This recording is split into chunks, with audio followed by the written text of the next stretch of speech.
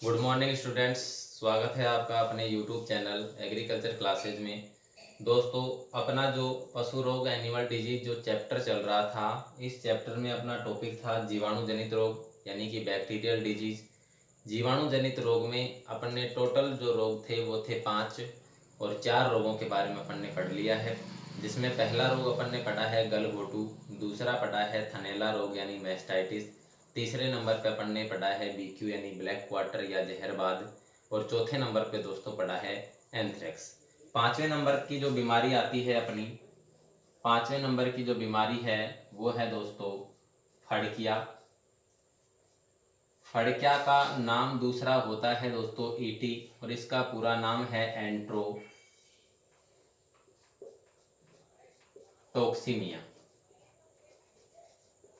एंट्रोटोक्सीमिया इसका पूरा नाम होता है, यानी फड़किया का जो पूरा नाम है इंग्लिश में एंट्रोटोक्सीमिया है। ईटी इसे शॉर्ट नाम से जाना जाता है। जीवाणु जनित रोग में पांचवें नंबर की जो बीमारी है यानी कि जीवाणु जनित रोग की अपने सिलेबस में लास्ट बीमारी है फड़किया है। इसका इंग्लिश में नाम एंट्रोटोक्सीमिया है, जिसे अपन शॉर्ट नाम से ईटी के नाम से जाना जा सकता है। अब देखिए, इसी के नाम के टुकड़े विभाजित करके देखें तो एंट्रो का मतलब तो दोस्तों होता है, जो अपना ये एंट्रो दिखाई दे रहा है यहाँ तक, एंट्रो का मतलब तो होता है आंत। एंट्रो का मतलब तो होता है दोस्तों आंत, यानी आंत को इंग्लिश में अपन कहते हैं इंट्रेस्टाइन। ठीक है, उसी इंट्रेस्टाइन से शब्द निकल कर आ रहा है एंट्रो, और इसका मतलब कह सकते हैं अपन आंत। और दूसरा अपने पास जो विभाजित टुकड़ा बच रहा है इस नाम का, वो आता है टॉक्सीमिया। इसका मतलब है टॉक्सिन यानी कि जहर। ठीक है दोस्तों, दो नाम निकल कर आ गए। एंट्रो का मतलब हो गया इंट्रेस्टाइन से आंत, और टॉक्सीमिया का मतलब हो गया टॉक्सिन से जहर। इसका मतलब यूं कह सकते हैं कि आंत में जहर होना ही क्या है, फड़किया या एंट्रोटॉक्सीमिया है। आंत के अंदर जहर फैलना ही क्या है, एंट्रोटॉक्सीमिया या फड़किया है। ठीक है दोस्तों, अब देखते हैं जो ये रोग अपना है फड़किया, जो रोग होता है ये जीवाणु जनित बीमारी है। वैसे तो ये सभी पशुओं में फैलने वाली भयंकर जीवाणु जनित बीमारी है, लेकिन मुख्य रूप से अगर पूछे, मुख्यतः अगर इसकी अपन बात करें तो ये भेड़ और बकरी में फैलने वाली बीमारी है। ठीक है दोस्तों, मुख्य रूप से अगर इस रोग की अपन बात करें तो यह रोग भेड़ और बकरी में फैलने वाली जीवाणु जनित बीमारी है। वैसे सभी पशुओं में फैलने वाली जीवाणु जनित बीमारी है, लेकिन मुख्य रूप से अगर कोई विशेषता से पूछे कि विशेष रूप से किस में फैलती है, तो ये भेड़ और बकरी में फैलेगी दोस्तों। ठीक है, यहाँ तक समझ में आ गया होगा आपको। इसके बाद अगला इसका टॉपिक आता है, वो आता है दोस्तों कारण। कारण कह दो, कारक कह दो, फैलने के तरीके कह दो, या फिर इसे ही ईटियोलॉजी कह दो। एक ही बात होती है दोस्तों, कारक, कारण, फैलने के तरीके, या फिर इंग्लिश में ईटियोलॉजी। इसका मतलब एक ही होता है कि रोग किस वजह से फैल रहा है। अब देखिए, जो ये रोग है जीवाणु से फैलता है, सबको पता है, लेकिन कौन से जीवाणु से फैलेगा, तो यह रोग क्लोस्ट्रीडियम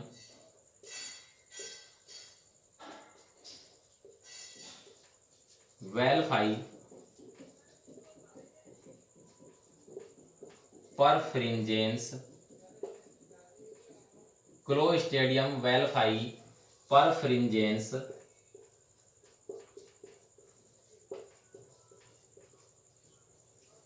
टाइप डी प्रकार के जीवाणु से फैलता है। टाइप डी प्रकार के जीवाणु से दोस्तों ये फैलता है। ये जो रोग है वो क्लोस्ट्रीडियम वेल्फाई परफ्रिंजेंस टाइप डी प्रकार के जीवाणु से फैलने वाली बीमारी है दोस्तों। फड़किया जो रोग है अपना, इसका रोग कारक क्या होगा, फैलने का तरीका क्या होगा, यह रोग क्लोस्ट्रीडियम वेल्फाई परफ्रिंजेंस टाइप डी प्रकार के जीवाणु से फैलता है। ठीक है दोस्तों, दूसरे अगर इसके बात करें अपन लक्षण की, यानी कि सिम्टम्स की, देखिए इसके लक्षण क्या क्या होंगे दोस्तों। लेकिन उससे पहले देखते हैं कि जो ये क्लोस्ट्रीडियम वेल्फाई परफ्रिंजेंस टाइप डी प्रकार का जो जीवाणु होता है, बैक्टीरिया होता है, ये पशु की आंत में जाकर, जो अपन ने ऊपर ये डायग्राम सा बना रखा है, इसमें अपन ने समझा है नाम से विभाजित करके, आंत के अंदर जहर होता है। तो ये जो जीवाणु है वो पशु की आहार नाल, यानी जो पशु की आहार नाल होती है, पशु की आहार नाल होती है, जिसे अपन एलिमेंट्री कैनाल के नाम से जानते हैं। पशु की आहार नाल से होते हुए, यानी कि मुख्य मार्ग से होते हुए या मुंह से होते हुए आंत तक पहुंच जाता है।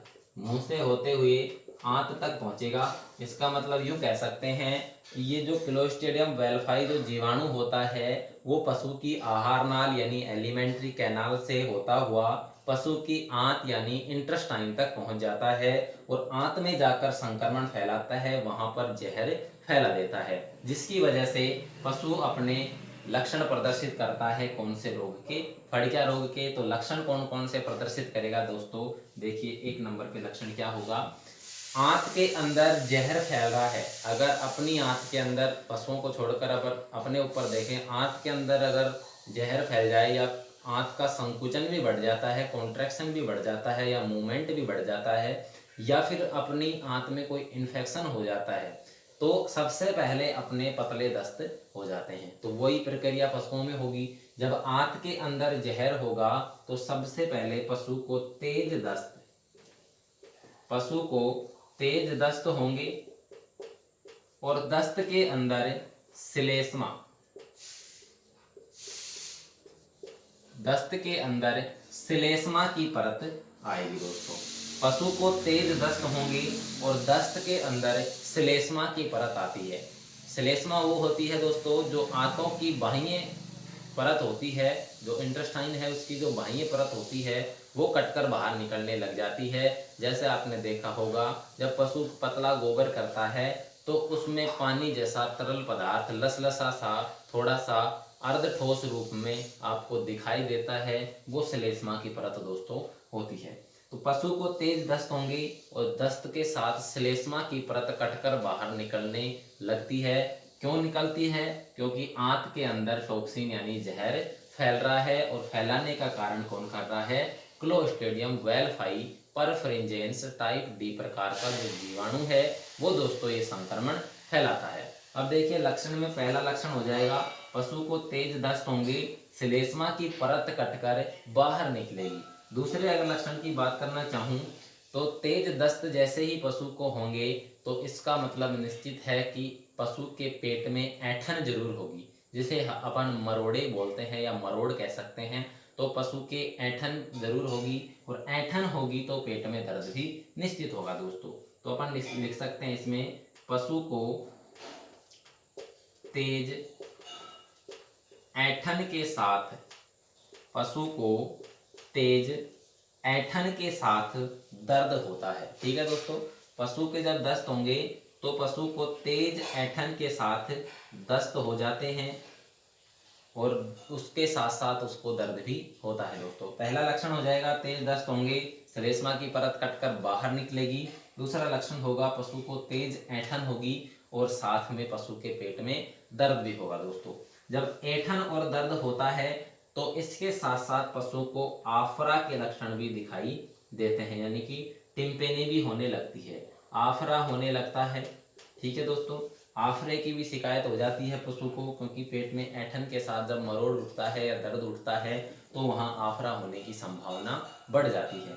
अगर चौथे में लक्षण की बात करूँ तो पशु का जो तापमान है, पशु का जो शरीर का तापमान यानी टेम्परेचर है वो सामान्य से बढ़कर 103 से 104 डिग्री फ़ारेनहाइट तक पहुंच जाता है। जो पशु के शरीर का तापमान है दोस्तों वो 103 से 104 डिग्री फ़ारेनहाइट तक बढ़ जाता है। अब देखिए इसके चार लक्षण हो गए, तेज दस्त होंगे, श्लेष्मा की परत कटकर बाहर निकलेगी। इसके अलावा पशु को तेज ऐंठन के साथ दर्द होता है, पशु को आफरा होता है, पशु का तापमान सामान्य से बढ़कर 103 से 104 डिग्री फ़ारेनहाइट पहुंच जाता है। अगला अपना टॉपिक आता है दोस्तों, वो आता है उपचार यानी कि इसका ट्रीटमेंट। देखिए दोस्तों, इसका उपचार या ट्रीटमेंट की अगर अपन बात करें तो इसका उपचार या ट्रीटमेंट क्या होता है। तो सबसे पहला उपचार देखेंगे तो बीमारी किससे फैल रही है, जीवाणु से। जीवाणु से बीमारी फैल रही है तो जीवाणु को मारने के लिए, आपको सबको पता है दोस्तों, अब तो ये लाइन याद भी हो गई होगी और इसलिए अपन ने इसे शुरू में ही पढ़ लिया था। जीवाणु को मारने के लिए एंटीबायोटिक दवा लगाते हैं। जीवाणु को मारने के लिए दोस्तों एंटीबायोटिक या यूं कह दें कि प्रतिजैविक दवा लगाते हैं और इसमें इंजेक्शन लगाएंगे कौन सा, ऑक्सी टेट्रासाइक्लिन। ऑक्सी टेट्रासाइक्लिन 5 से 7 ml इंट्रामस्कुलर दोस्तों। अब देखिए ये जो मैंने लिखा है 5 से 7 ml इंट्रामस्कुलर, भेड़ बकरी का रोग है इसलिए मैं डोज भी भेड़ बकरी की लिख रहा हूं।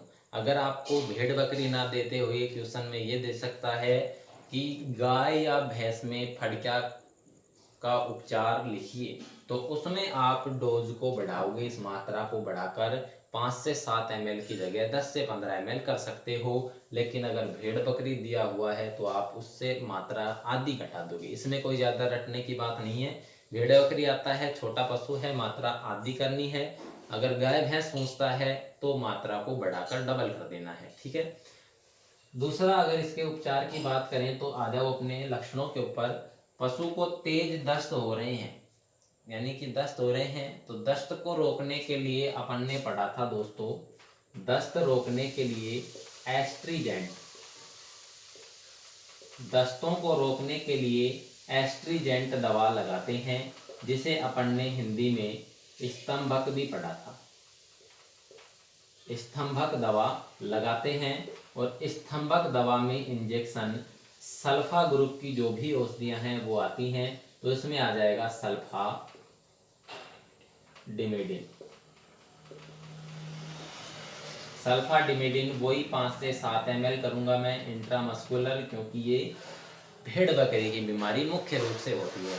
तो दस्त को रोकने के लिए अपन एस्ट्रीजेंट या स्तंभक दवा का प्रयोग करते हैं दोस्तों, जिसमें इंजेक्शन सल्फा डिमेडिन यानी सल्फा ग्रुप की जो भी औषधियां हैं वो लगती हैं। 5 से 7 ml इंट्रामस्कुलर यानी कि मांसपेशी के अंदर लगाना है दोस्तों। आगे अगर तीसरे उपचार की बात करें अपन, तो वापस अपने लक्षणों पे चलो।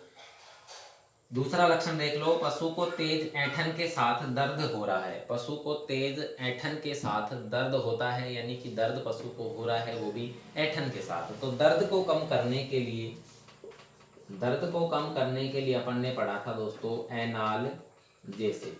एनाल्जेसिक या इसे कहा था अपन ने पीड़ाहारी या दर्द निवारक, यानी कि जो दर्द को हर ले वो इंजेक्शन इसमें लगाएंगे अपन, यानी एनाल्जेसिक लगाएंगे। तो इसमें इंजेक्शन आ जाएगा दोस्तों एनाल्जीन 5 से 7 ml, वही डोज करूंगा मैं इंट्रामस्कुलर, क्योंकि बीमारी किसकी है दोस्तों, भेड़ और बकरी की बीमारी है, ठीक है दोस्तों। इसके अलावा एक और इसका देख लेते हैं अपन उपचार। 3 उपचार कर दिए। दर्द होगा तो दर्द को मिटाने के लिए एनाल्जेसिक लगाते हैं 5 से 7 ml। चौथे, अगर मैं इसकी बात करना चाहूँ तो जब अपने दस्त हो जाते हैं, या यूं कह दो कि पशु को दस्त हो जाते हैं, तो सबसे पहले उसमें डिहाइड्रेशन हो जाता है, यानी कि शरीर के अंदर पानी की कमी हो जाती है। पानी की आपूर्ति शरीर में करने के लिए उसे अपन डेक्स्ट्रोज नॉर्मल सैलाइन यानी डीएनएस या एनएस नॉर्मल सैलाइन चढ़ाते हैं आईवी रूट से। तो पशु के शरीर में पानी की कमी को दूर करने के लिए, पशु के शरीर में पानी की कमी को दूर करने के लिए इंजेक्शन DNS 500 से 1000 ml आईवी रूट द्वारा चढ़ाते हैं दोस्तों। मात्रा ज़्यादा है दवा की, इसलिए इंट्रावेन यानी वेन के अंदर, यानी कि अपने जो सिराएं होती हैं, धमनियां होती हैं, उनके अंदर इसमें चढ़ाते हैं। सिरा के अंदर यानी वेन के अंदर चढ़ाएंगे। इंजेक्शन DNS यानी कि डेक्स्ट्रोज नॉर्मल सैलाइन वही है 500 लीटर से 1000 ml की बोतल आती है 500 मिलीलीटर से, ठीक है दोस्तों। तो DNS चढ़ाते हैं इसमें, जिससे उसमें डिहाइड्रेशन की पूर्ति हो जाती है, या यूँ कहते हैं कि जो दस्त के रूप में शरीर का पानी बाहर निकल गया है उसकी पूर्ति शरीर में वापस हो जाती है। अब इसके बचाव की बात करें, यानी इसका बचाव या कंट्रोल, अगर बचाव की मैं बात करना चाहूँ दोस्तों, तो बचाव इसके वही हैं। पहला बचाव होगा, स्वस्थ पशु को बीमार पशु से अलग रखना चाहिए। स्वस्थ पशु को बीमार पशु का बचा हुआ चारा नहीं खिलाना चाहिए। अगले नेक्स्ट टॉपिक की बात करें तो इसमें आता है दोस्तों टीकाकरण, और टीकाकरण को अपन कहते हैं वैक्सीन, यानी कि टीका इसमें कौन सा लगेगा। तो दोस्तों जो फड़किया जो बीमारी है, इसमें जो टीका लगता है यानी कि जो वैक्सीन लगती है वो लगती है ETV, यानी कि एंट्रोटोक्सीमिया वैक्सीन। ETV इसका पूरा नाम है, एंट्रोटोक्सीमिया वैक्सीन के नाम से लगता है। और ये जो टीका होता है ये 2.5 ml 2.5 ml का लगता है, और SC रूट से दोस्तों ये लगता है, यानी कि सबकुटेनियस रूट से ये दोस्तों लगता है। 2.5 ml की डोज है। और इसके पूरे नाम की अगर मैं बात करना चाहूँ तो एंट्रोटोक्सीमिया वैक्सीन, ये इसका दोस्तों पूरा नाम हो जाता है। ठीक है, वैक्सीन लगती है इसी के नाम से, ETV के नाम से। 2.5 ml सबकुटेनियस मांसपेशी के अंदर लगती है। एंट्रोटोक्सीमिया वैक्सीन इसका पूरा नाम है दोस्तों। ये तुम्हारी बीमारी हो गई लास्ट जीवाणु की, और 5वें नंबर की अपन ने लास्ट बीमारी पढ़ ली है। यही 5 बीमारियां अपने सिलेबस में जीवाणु जनित रोग हैं। कल से अपन पढ़ेंगे दोस्तों वायरल डिजीज, यानी कि वायरस जनित बीमारियां, जो कि सिलेबस में 3 थी। उसके बाद में मेटाबॉलिक बीमारी, जो तुम्हारे सिलेबस में 1 आएगी। उसके बाद में परजीवी जनित बीमारी हैं, वो 2 हैं। और उसके बाद में ये लेसन आपका कंप्लीट हो जाएगा दोस्तों। तो फड़किया को देखो तो इसका दूसरा नाम है एंट्रोटोक्सीमिया, शॉर्ट नाम इसका ET है। इसका पूरा नाम एंट्रोटोक्सीमिया है। इसी से समझने वाला समझ जाता है, नाम से विभाजित करके अपन पढ़ रहे हैं हर बीमारी को। तो एंट्रो का मतलब होता है इंटेस्टाइन, इसका मतलब आंत हो जाएगा। टोक्सीमिया का मतलब होता है दोस्तों टॉक्सिन, यानी कि जहर हो जाएगा। मुख्यतः भेड़ बकरी में फैलने वाली जीवाणु जनित बीमारी है। वैसे सभी पशुओं में फैलती है, लेकिन मुख्य रूप से भेड़ बकरी की बीमारी है। क्वेश्चन 1 नंबर का ऐसे भी आपसे पुटअप कर सकता है या पूछ सकता है कि भेड़ बकरी की मुख्यतः बीमारी का नाम लिखिए। तो भेड़ बकरी की मुख्यतः बीमारी तुम्हारे सिलेबस में तो मात्र एक ही है कि फड़किया है। ठीक है, जैसे ऊंट की मुख्य बीमारी का नाम लिखिए, तो ऊंट की मुख्य बीमारी तो तुम्हारे सिलेबस में सर्राई है, बाकी इसके अलावा कुछ भी नहीं है। दुधारू पशुओं की मुख्य बीमारी का नाम लिखिए, तो दुधारू पशुओं की मुख्य बीमारी मैस्टाइटिस यानी थनैला रोगी है, क्योंकि जिस पशु में दूध होगा उस पशु में थन होंगे, और थन जिस पशु में होंगे उस पशु में मैस्टाइटिस होगा। इस प्रकार से कुछ बीमारियां ऐसी होती हैं जो कि मुख्य पशुओं की होती हैं, जो विशेष तौर से। ठीक है, वैसे बीमारी तो किसी में भी हो सकती है। बाकी कारण की बात करें अपन इसमें, तो इसका कारण है क्लोस्ट्रीडियम वेल्फाई परफ्रिंजेंस टाइप D प्रकार का जीवाणु है। पूरा नाम एक ही है दोस्तों, याद पूरे कोई करना होगा आपको। तो क्लोस्ट्रीडियम वेल्फाई परफ्रिंजेंस टाइप D प्रकार का जीवाणु है। आपको नाम आसानी से याद हो जाएगा, 10 से 15 बार जब इसे आप रिपीट करोगे तो आसानी से याद हो जाएगा। गारंटी है कभी आप भूलोगे नहीं, क्योंकि नाम है तो एक बार लाइन पकड़ जाते हो तो पूरी लाइन लिख के आप फुल स्टॉप लगाओगे। ठीक है दोस्तों, लक्षण की अगर बात करें तो पशु को तेज दस्त होंगे, क्योंकि आंतों में जहर हो रहा है तो तेज दस्त हो जाएंगी। दस्त तेज होंगे तो श्लेष्मा की परत कटकर बाहर निकलती है दोस्तों। पशु को तेज ऐंठन होती है, दर्द होता है। पशु के शरीर का तापमान सामान्य से बढ़कर 103 से 104 डिग्री फ़ारेनहाइट हो जाता है। इसके अलावा पशु को आफरा आता है दोस्तों। ठीक है, मुख्य लक्षण इसका बस एक ही है, पशु को तेज दस्त होंगे और श्लेष्मा की परत कटकर बाहर निकलती है।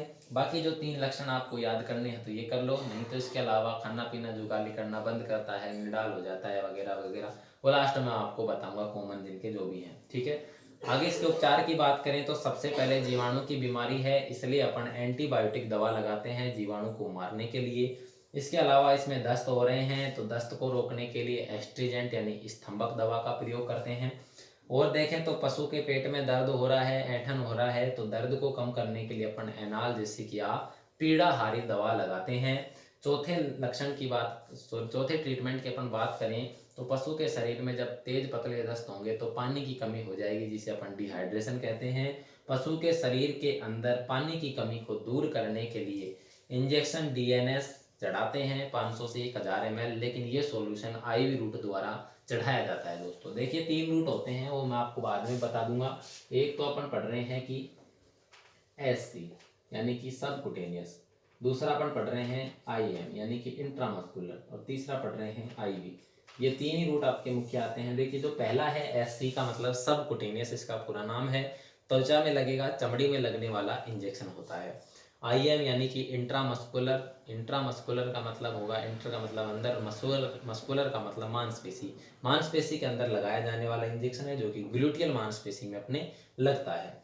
IV का मतलब है इंट्रावेन, यानी कि इंट्रा का मतलब अंदर और वेन का मतलब होता है सिरा, यानी कि सिरा के अंदर लगने वाला, यानी वेन के अंदर लगने वाला इंजेक्शन है। सबसे कम दवा की मात्रा होती है तो सबकुटेनियस रूट से लग जाती है। मीडियम दवा की मात्रा होती है जैसे 15 से 20 ml तो IM रूट से लगती है। और जब दवा 100 ml से ऊपर हो जाती है तो वेन यानी कि इंट्रावेन द्वारा लगती है दोस्तों। ठीक है, ये बात आपको समझ में आ गई होगी।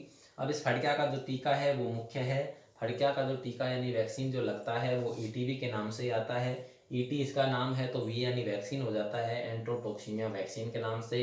इसकी डोज होती है दोस्तों 2.5 ml, यानी कि 2.5 ml का लगता है, सबकुटेनियस लगता है। ये तुम्हारी बीमारी हो गई फड़किया यानी कि एंट्रोटॉक्सिमिया। और ऐसे कैसे आपको PDF जो उपलब्ध है उसमें आपको दी हुई है बीमारी, उसमें आपको पूरा वर्णन युग के युग मिलेगा, आपको पढ़ना है। उसमें अगर फिर भी समझ में नहीं आता है तो आपको कमेंट कर देना है दोस्तों। ठीक है,